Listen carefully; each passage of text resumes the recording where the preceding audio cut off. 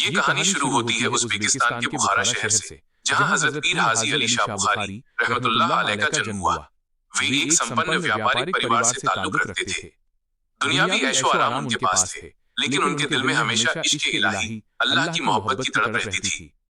वो दौर ऐसा था जब इस्लाम की रोशनी फैलाने के लिए कई सूफी संत अपना घर-बार छोड़कर सफर पर निकलते थे।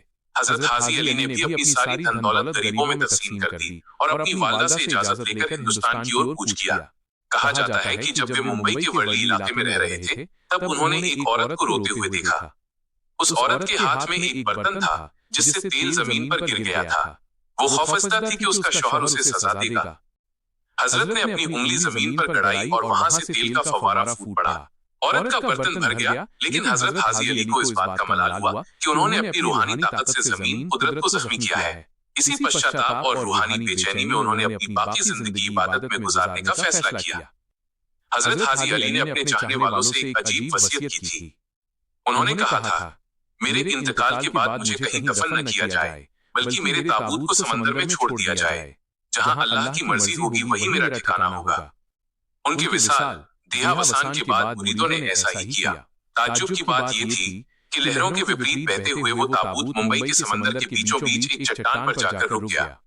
आज उसी जगह पर यह मुकद्दस दरगाह कायम है। ये दरगाह इंडो इस्लामिक वास्तुकला का एक बेहतरीन नमूना है। इसकी कुछ खास बातें। सफेद संगमरमर।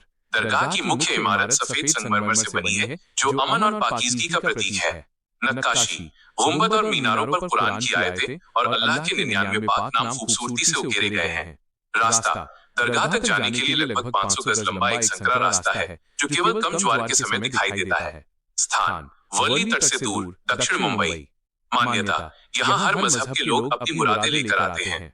चमत्कार, सुनामी और बड़े तूफानों के बावजूद दरगाह को कभी नुकसान नहीं पहुंचा।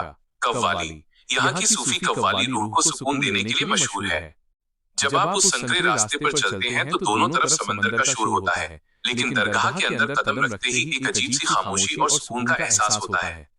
जायरीन, दर्शनार्थी यहाँ रंग बिरंगी चादरें चढ़ाते हैं और मन्नत के धागे बांधते हैं। शाम के वक्त जब सूरज ढलता है तो दरगाह की रोशनी समंदर के पानी में झिलमिलाती है, जिसे देखकर ऐसा लगता है जैसे नूर का कोई दरिया बह रहा हो।